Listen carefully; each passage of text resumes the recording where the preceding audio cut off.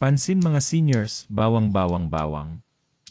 Ibubunyag natin sa video na ito ang mabuting side at masamang side ng bawang. Kung gusto ninyong tumigil sa madalas na pag-ihi sa gabi, panoorin ninyo ang video na ito hanggang sa dulo. Tuwing gabi, milyon-milyong senior ang nagigising ng paulit-ulit para lang umihi. Iniisip ng ilan na normal lang ito, bahagi ng pagtanda. May iba pa ngang nagbibiro, kasi matanda na, kaya madaling magising para umihi. Pero ito ang katotohanan, hindi ito dapat pinagtatawanan. Ang sobrang paggising sa gabi para umihi, na tinatawag ng mga doktor na nocturia, ay mas delikado kaysa iniisip ng karamihan. Ayon sa mga health expert, sa bawat pagbangon mo mula sa kama, ang katawan mo ay nasa ilalim ng stress. Biglang tumataas ang blood pressure mo, nagbabago ang tibok ng puso, at hindi nakakapunta ang utak mo sa malalim at nakapagpapagaling na tulog, at ito ang nakakatakot. Ang kakulangan sa tulog ng mga senior ay konektado sa mas mataas na panganib ng atake sa puso, stroke, pagkawala ng memorya, at kahit bigla ang pagkamatay sa gabi. Tama ang narinig mo, ang simpleng paggising ng paulit-ulit sa gabi ay maaaring tahimik na nagpapapaiksi ng buhay mo. Isipin mo ito. Isang 65 anyos na lalaki ang natulog ng siyam nagising siya ng 11 oras 30 minuto, tapos muli ng 1 at muli ng 3 ang pagsikat ng araw. Pakiramdam niya ay mahina siya, nahihilo, at hindi matatag ang blood pressure. Sabi ng mga doktor, ang paulit-ulit na pagkagising na ganito ay isa sa mga nakatagong dahilan kung bakit napupunta ang mga senior sa ospital dahil sa problema sa puso. Pero heto ang magandang balita, minsan, mas simple lang ang solusyon kaysa inaakala mo. At sa episode natin ngayon ng Gintong Sustansya, pag-uusapan natin ang isang nakakagulat na bagay, bawang. Ang parehong bawang na ginagamit mo sa pagluluto ng adobo, sinigang o pritong kanin.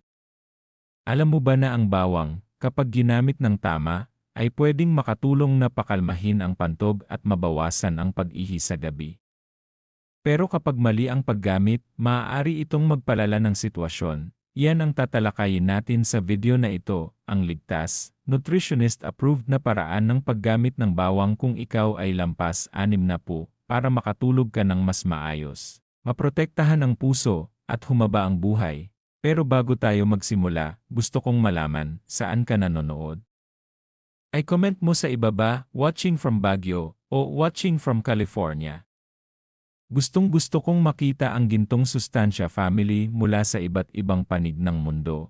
At siguraduhin mong manatili hanggang sa dulo ng video na ito dahil hindi ko lang ipapaliwanag ang mga panganib, kundi ipapakita ko rin mismo kung paano gamitin ang bawang sa tamang paraan para hindi ka na laging nagigising sa gabi. Ngayon, pag-usapan natin kung bakit ang bawang ay hindi lang pagkain, kundi gamot. Tinawag ang bawang na poor man's antibiotic sa loob ng maraming siglo. Bago pa magkaroon ng modernong ospital, ginagamit na ng mga sinaunang manggagamot sa Egypt, Greece, China, at pati na sa Pilipinas ang bawang para gamutin ang impeksyon, pagalingin ang sugat, at palakasin ang katawan. Ginamit pa nga ng mga sundalo noong World War ang katas ng bawang sa mga sugat dahil kaya nitong pumatay ng bakterya. Ganoon ito ka-powerful. Pero ano ba ang espesyal sa bawang? Natuklasan ng mga siyentipiko na kapag dinurog mo ang bawang, naglalabas ito ng compound na tinatawag na allicin. Ito ang nagbibigay ng matapang na amoy ng bawang, pero ito rin ang may taglay na healing powers. Sabi ng mga nutritionist, ang allicin ay pwedeng pumatay ng mapanganib na bakterya at virus na nagpapasakit sa mga senior. Pababaing natural ang blood pressure, para hindi mahirapan ang puso, pagandahin ang sirkulasyon ng dugo na nakakatulong sa lahat ng organo ng katawan, protektahan ang kidneys at pantog sa pamamagitan ng pagbabawas ng inflammation. Ngayon, ito ang mahalaga. Kapag lagpas 60 ka na, hindi na kasing tibay ng dati ang pantog at kidneys mo. Mas madali na silang mairita. Ang bawang, kapag ginamit ng tama, ay pwedeng pakalmahin ang mga organong ito. Pero kapag mali ang gamit, pwede nitong palalain ang problema, at paulit-ulit ka pa ring magigising sa gabi. hayaan mong magbigay ako ng kwento.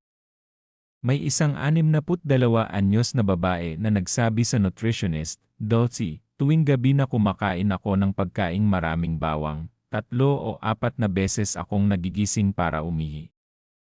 Pero kapag sa tanghali ko ito kinakain, nakakatulog ako ng dire-diretso sa gabi. Ang kaibahan ay hindi sa bawang mismo, kundi sa oras ng pagkain. Ipinaliwanag ng mga eksperto na pinapagalaw ng bawang ang sirkulasyon at aktibidad ng kidneys. Napakabuti nito sa umaga kapag kailangan mo ng enerhiya at paglilinis. Pero kapag gabi mo ito kinain ng marami, aktibo pa rin ang katawan mo kahit dapat nagpapahinga na ito, kaya tuloy-tuloy na nagtutulak ang pantog mo para pumunta ka sa banyo. Hayaan kitang tanungin. Napapansin mo rin ba na may ilang pagkain na nagpapaihi sa'yo sa gabi? Baka kape, sabaw, o pagkaing may bawang? Kung ay type ang maya sa comments. Kung hindi, ay type ang narito pa ang isang expert tip, mas epektibo ang bawang kapag dinudurog o hinihiwa. Kung lulunukin mo lang ito ng buo, hindi makukuha ng katawan mo ang buong benepisyo. Ang pagdurog dito ang nagpapalabas ng alisin, ang mahiwagang compound na tumutulong sa dugo at pantog mo. May ilang senior na kumakain ng bawang araw-araw at nanunumpa sa bisa nito. May iba naman na iniiwasan ito sa gabi dahil alam nilang nakakasira ng tulog. Ikaw, kumakain ka ba ng bawang araw-araw o paminsan-minsan lang? I-comment sa ibaba, gusto kong malaman ang garlic habits ninyo, kaya para ibuod ang bahaging ito, ang bawang ay isang superfood. Nakakapagpagaling, nakakapagprotekta, at nakakapagpalakas, pero kung alam mo lang ang tamang paraan ng paggamit. At sa susunod na bahagi, ibabahagi ko sa inyo ang golden rule para sa mga senior pagdating sa bawang at pag-ihi sa gabi. Sige, ngayong alam na natin na makapangyarihan ang bawang, ang susunod na tanong ay ito, kailan dapat kumain ng bawang ang mga senior, sang-ayon ang mga eksperto at nutritionist. Kung lagpas 60 ka na, ang pinakamainam na oras para kumain ng bawang ay sa umaga o tanghali, huwag kailanman bago matulog. Bakit? Dahil pinapagalaw ng bawang ang sirkulasyon, pinapagana ang kidneys, at pinapaganda ang daloy ng dugo. Iyan ang kailangan mo sa araw para magkaroon ng enerhiya, paglilinis at lakas. Pero sa gabi, dapat bumabagal, nagre-relax, at naghahanda ang katawan mo para sa malalim na tulog. Kung kakain ka ng bawang malapit sa oras ng pagtulog, baka aktibo pa rin ang kidneys mo habang sinusubukan mong magpahinga. Ang resulta, napupuno ang pantog mo at nagigising ka ng 1 am, 3 am, o 5 am para umihi. Ang paulit-ulit na pagkagising ay sisira sa tulog mo at pahihina sa kalusugan mo. Narito ang isang totoong halimbawa. May isang 65 anyos na lalaki na mahilig sa garlic fried rice sa hapunan. Masarap, pero napapansin niyang 3 o 4 na beses siyang nagigising gabi-gabi para umihi. Akala niya dahil lang sa pagtanda. Pero nang sabihin ng doktor niya na ilipat ang pagkain ng bawang sa umaga, may kamangha-manghang nangyari. Bigla siyang nakakatulog ng mahimbing, nagigising minsan lang o minsan hindi na. Hindi edad ang problema niya, kundi timing. Ito ang dahilan kung bakit tinatawag naming golden rule for seniors. Kainin ang bawang sa mas maagang oras ng araw, huwag sa gabi. Mabilis na tanong para sa'yo, kailan ka madalas kumain ng bawang? Kasama ba ito sa breakfast, lunch, o dinner? I type ito sa comments. Tignan natin kung ilan sa inyo ang garlic dinner eaters, at ilan ang kumakain nito ng mas maaga. Narito ang pro tip mula sa nutritionist, simulan ang umaga mo sa bawang. Maaari mo itong idagdag sa itlog, sa oatmeal. May mga taong nilalagyan ng bawang ang savory oatmeal, o kahit durugin lang, haluan ng pulot, at inumin na parang natural supplement. Sa ganitong paraan, nakukuha ng katawan mo ang benepisyo kung kailan mo ito pinakakailangan, at pagsapit ng gabi, payapa na ang pantog mo. Ngayon, baka tanungin ng ilan sa inyo, paano kung gusto ko talaga ng bawang sa hapunan? Kailangan ko bang tigilan ito ng tuluyan?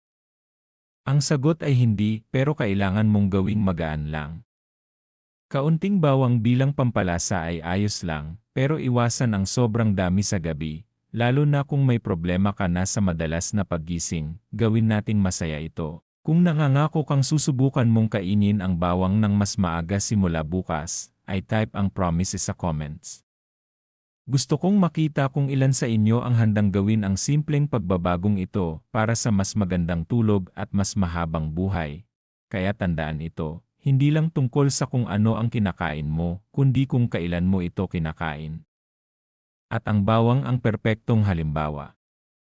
Ang parehong pagkain na nagbibigay buhay sa araw ay maaaring magnakaw ng pahinga mo sa gabi. Timing ang lahat, ngayong alam na natin ang tamang oras ng pagkain ng bawang, sagutin naman natin ang isa pang mahalagang tanong, gaano karaming bawang ang dapat kainin ng isang senior kada araw? Iniisip ng ilan, mas marami, mas mabuti. Pero babala ng mga nutritionist, hindi iyon totoo. Ang sobrang bawang ay maaaring makairita sa tiyan, makasira sa digestion, at magdulot pa ng mas madalas na pag-ihi sa gabi, sabi ng mga health expert. Inirerekomenda para sa mga senior na lagpas 60 na kumain ng mga 1 hanggang 2 clove ng bawang kada araw. Iyan ang ligtas at epektibong dami. Sapat para pababain ang blood pressure, pagandahin ang circulation, at palakasin ang katawan nang hindi nakakairita. Ikaw, ilang cloves ng bawang ang madalas mong kainin sa isang araw? I-comment sa ibaba, ay type ang 1, 2, 3, o kahit more kung mahilig ka talaga sa bawang. Curious ako kung gaano karami ang bawang na kinakain ng gintong sustansya family ngayon. Narito ang isang bagay na hindi alam ng maraming senior. Mas malakas ang bisa ng bawang kapag inihanda ito ng tama. Kapag buo ang bawang, ang compound na allicin, ang siyang may healing powers, ay hindi pa aktibo. Pero sa sandaling durugin o hiwain ito, lumalabas ang allicin. At heto ang sikreto, kung lulutuin mo ito agad pagkatapos durugin, nawawala ang karamihan ng allicin. Kaya inirekomenda ng mga nutritionist ang simpleng teknik na ito, durugin ang bawang, hayaan muna ng mga 1-0 minuto, at saka lutuin o kainin. Ang maikling paghihintay na ito ang nagpapalakas sa allicin. Para itong pag-charge ng baterya ng cellphone. Bigyan mo ng oras, at makukuha mo ang full power. Ngayon, paano mo dapat kainin ang bawang? May ilang paraan, raw garlic with honey. May ilang senior na dinudurog ang 1 clove, hinahalo sa 1 kutsarita ng pulot, at iniinom tuwing umaga. Nakakakalma ng tiyan ang pulot, at nagbibigay ng enerhiya ang bawang sa pagluluto. Idagdag ito sa iyong breakfast o lunch meals, tulad ng ginisang gulay, sabaw, o itlog, garlic tea. Meron nito. Ibabad ang dinurog na bawang sa maligambam na tubig, lagyan ng kaunting pulot at lemon, at inumin bilang morning tonic. Bawat isa sa mga paraang ito ay makakapagbigay ng benepisyo ng bawang ng hindi sobra sa katawan, mabilis na pol. Alin sa mga paraang ito ang mas gusto mo? I-type ang A kung gusto mo itong hilaw, cook kung ginagamit mo ito sa pagkain, o RE kung gusto mong subukan ang garlic tea. Ngayon, alam ko na may ilan sa inyo na magsasabi, pero kumakain ako ng 4, 5, o kahit 6 cloves araw-araw at okay lang ako. Totoo iyan para sa ilan, pero mas dapat maging maingat ang mga senior. Sa edad natin, mas sensitibo na ang tiyan at pantog. Ang bagay na gumagana sa edad na 30 ay maaaring hindi na gumana sa edad na 60. Moderation ang sikreto para masiyahan sa bawang ng ligtas. Narito ang isang kwento. Isang 70 anyos na babae ang nagsimulang kumain ng 5 cloves ng bawang araw-araw dahil narinig niyang maganda ito para sa puso. Pero imbes na maging mas malakas, palagi siyang sumasakit ang tiyan at laging nagigising sa gabi. Nang sabihin ng doktor niya na bawasan ito sa 2 cloves at kainin lang sa umaga, nawala ang sakit ng tiyan at mas maayos na siyang nakakatulog. Kaya hayaan kitang tanungin muli, kung sang-ayon ka na moderation is key. I type ang agree sa comments. Tandaan, pagdating sa bawang, hindi ito the more the better. Ito ay tungkol sa tamang dami, tamang paghahanda, at tamang timing. Ngayon, mas palalimin pa natin ang pagtalakay sa mga kahanga-hangang benepisyo ng bawang para sa mga senior. Ito ang dahilan kung bakit patuloy na pinag-aaralan ng mga doktor, nutrisyonista, at maging mga mananaliksik sa buong mundo ang maliit, ngunit makapangyarihang pagkain ito. Ang bawang ay hindi lang pampalasa, ito ay parang natural na botika. Narito ang mga pangunahing benepisyo nito, lalo na para sa mga taong lampas 60. Benepisyo #1. Pinapababa ang presyon ng dugo. Ang alta presyon ay isa sa pinakamalaking silent killers sa mga senior.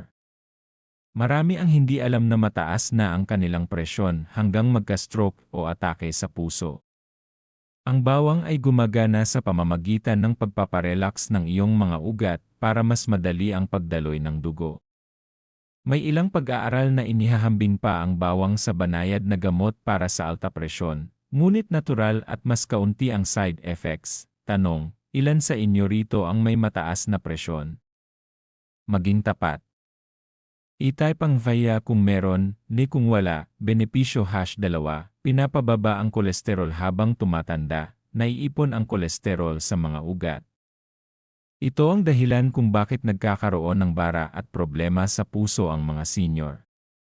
Ang bawang ay nakakatulong magpababa ng bad cholesterol, DIL, habang sumusuporta sa good cholesterol, IRA.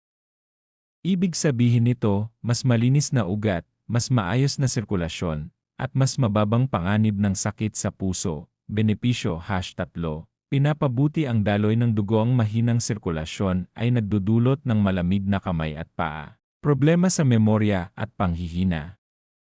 Ang bawang ay natural na nagpapalabnaw ng dugo ng kaunti, kaya mas maayos ang pagdaloy nito. Binabawasan nito ang panganib ng mapanganib na blood clots na pwedeng magdulot ng stroke. Mabilis na tanong, nararamdaman mo ba minsan na malamig ang iyong kamay o paa kahit mainit ang panahon? Kung i-type ang cold sa comments. Posibleng may problema sa sirkulasyon. Benepisyo #4, pinapalakas ang immune system. Mas madaling kapitan ng impeksyon, tulad ng trangkaso o pulmonya ang mga senior.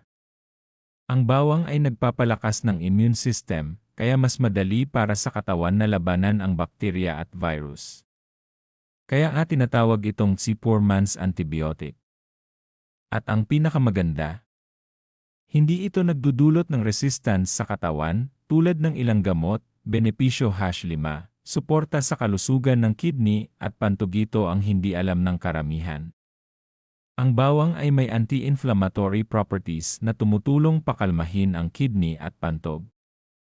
Kapag ginamit ng tama, binabawasan nito ang iritasyon. Ibig sabihin, mas kaunti ang pagpunta sa banyo, lalo na sa gabi. Pero tandaan, mahalaga ang timing. Ang sobra o pagkain ng bawang sa gabi ay pwedeng magpasobra ng trabaho sa pantog, at doon nagsisimula ang problema. Gusto kong maging malinaw, makapangyarihan ang bawang, pero hindi ito mahika. Hindi nito kayang gamutin lahat. At kung sobra naman, pwedeng magdulot ng iritasyon sa tiyan, heartburn, at madalas na pag-ihi. Sabi ng mga eksperto, sapat na ang 1-2 pirasong clove ng bawang kada araw. Kung sang-ayon ka na ang bawang ay isa sa pinakamalakas na natural na gamot ng kalikasan, ay type ang agree sa comments, hayaan mong magkwento ako. Isang 68 anyos na lalaki sa Cavite ang may mataas na presyon ng dugo, at hindi kaya ang mamahaling gamot. Sinabi ng doktor niya na isama ang bawang sa pagkain araw-araw, pero sa tamang dami lang. Pagkaraan ng ilang buwan, bumaba ang presyon niya sa mas ligtas na level. Hindi napalitan ng bawang ang gamot niya, pero malaki ang naitulong nito sa katawan niya ng natural. Ang sabi niya, hindi ko inakalang isang simpleng bagay mula sa kusina ang makakatulong ng ganito. At ito ang punto, madaling makuha ang bawang. Abot kaya? At halos nasa bawat bahay ng Pilipino. Hindi kailangan ng mamahaling supplements ng mga senior kung alam lang nila ang tamang paggamit ng bawang. Ikaw, paano mo gustong kainin ang bawang? Hilaw, niluto sa pagkain, o may kasamang honey? I-comment mo sa ibaba. Gusto kong makita ang iba't ibang paraan ng ating komunidad sa pagkain ng bawang. Recap. pinapababa ng bawang ang presyon ng dugo, kolesterol, pinapabuti ang sirkulasyon, pinapalakas ang immunity, at sumusuporta sa kalusugan ng pantog. Kaya isa ito sa pinakamainam na pagkain na dapat kainin ng senior araw-araw, pero sa tamang dami at oras. Karaniwang mali ng seniors sa pagkain ng bawang mali #1. Pagkain ng bawang sa gabi, ito ang number 1 mistake. Madalas kasi, niluluto ng seniors ang mga pagkaing may bawang sa hapunan, adobo, sinigang, o garlic fried rice. Masarap, pero kapag sa gabi kinain, pinapagana nito ang kidney at pantog sa oras na dapat nagpapahinga ka. Kaya nagigising ang marami para umihi ng 2, 3, o hanggang 5 beses, maging tapat. Karaniwan ka bang kumakain ng bawang sa hapunan? Kung I-type ang dinner. Kung hindi, I-type ang morning, mali #2, sobrang pagkain ng bawang may nagsasabi, kung mabuti ang bawang, mas mabuti kung marami. Pero hindi yon totoo. Ang sobra ay nakakairita sa tiyan, nagdudulot ng heartburn, at ginagawang overactive ang pantog. Imbes na makatulong, nakakasama, babala ng mga eksperto, higit sa 2 clove kada araw para sa seniors ay hindi na kailangan. Moderation ng susi, sang-ayon ka ba na ang sobra, kahit mabuti, ay pwedeng makasama? I-type ang agree, mali #3, pagsasama ng bawang sa mga nakakairita sa pantog makapangyarihan ang bawang, pero kung isasama mo sa kape o alak sa gabi, tiyak na problema. Ang kape at alak ay diuretics, mas pinapadalas ang pag-ihi. Kapag sinabayan pa ng bawang, lalo kang ihi sa gabi. Kaya may mga senior na nagrereklamo, ang dami kong ihi gabi-gabi. Hindi nila alam, kombinasyon pala ng mga kinakain at iniinom nila ang dahilan. Isang kaibigan kong 70 anyos, araw-araw ang routine, kape sa alas negatibo 8 ng gabi, may kasamang pulutan na may bawang at beer. Akala niya harmless. Pero gabi-gabi, gigising siya ng 4 o 5 beses. Sinabihan siya ng doktor, itigil ang kape sa gabi, bawasan ang alak, at ilipat ang bawang sa umaga.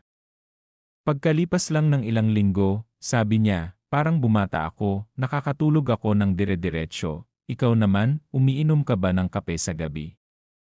I-type ang coffee kung hindi. Tignan natin ilan pa ang coffee lovers sa gabi, mali #4, pag-inom ng bawang na parang kapsule. May ilang seniors na nilulunok lang ng buo ang hilaw na bawang, parang gamot. Ang problema, hindi nasisipsip ng katawan ang benepisyo ng buo sa ganitong paraan.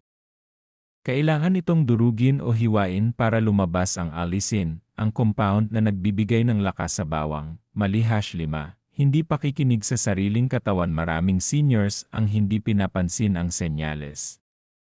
Kung nagdudulot ng heartburn, madalas na pag-ihi, o pananakit ng tiyan ang bawang, iyon ay paraan ng katawan para sabihing mag-adjust ka. May ilan na 1 clove lang ang kaya, ang iba naman 2 clove. Pakinggan ang katawan, challenge, naranasan mo na ba ang heartburn o pananakit ng tiyan dahil sa bawang? I-type ang guilty. Huwag mahiya, lahat tayo nagkakamali sa pagkain. Tamang paraan ng pagkain ng bawang. Narito ang 4 simpleng hakbang mula sa mga eksperto. Step 1. Durugin at pahinahin. Huwag lunukin ng buo. Durugin muna at hayaan ng 1-0 minuto bago lutuin o kainin. Para itong cellphone na kailangan munang i-charge bago gamitin. Step 2. Kainin ng maaga sa araw. Golden rule. Kainin sa almusal o tanghalian, hindi sa hapunan. Halimbawa, bawang sa scrambled eggs sa umaga o sa gulay na ginisa sa tanghali. Sa ganitong paraan, aktibo ang katawan habang umaaksyon ang bawang. Step 3. Ipares sa malusob na pagkain. Mas maganda ang epekto kung ipares sa gulay, olive oil, o honey. Nababawasan ang iritasyon sa tiyan at mas madaling matunaw. Pwede ring gawing garlic tea na may honey at lemon. Step 4. Limitahan sa 1-2 cloves araw-araw. Sapat na yon para sa puso, presyon, at immunity. Higit pa doon ay pwedeng magdulot ng iritasyon at madalas na pag-ihi. Recap, durugin at pahingahin. Kainin ng mas maaga sa araw. Ipares sa malusob na pagkain. limitahan sa 1-2 clubs kada araw, pangwakas. Sinimulan natin ang video na ito sa malaking problema, ang madalas na paggising sa gabi para umihi. Akala ng karamihan normal ito, pero sabi ng mga eksperto, delikado. Pinapataas nito ang presyon, pinapahirapan ang puso, at nakakadagdag ng panganib ng biglaang pagkamatay sa gabi.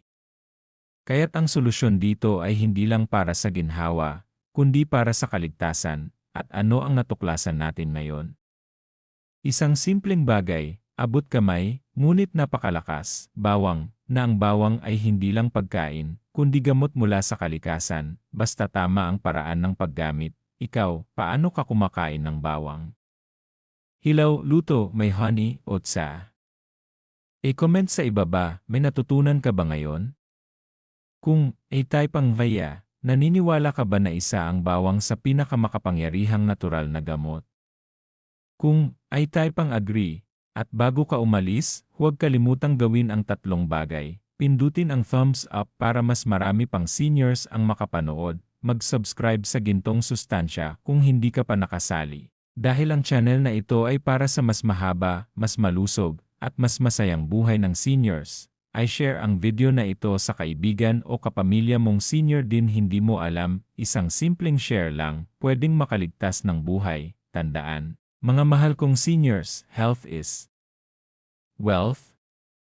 Kahit maliit na desisyon araw-araw, gaya ng simpleng oras ng pagkain ng bawang, ay makakapagdagdag ng taon sa iyong buhay. Simula bukas, huwag lang basta kumain ng bawang, kainin ito sa tamang paraan.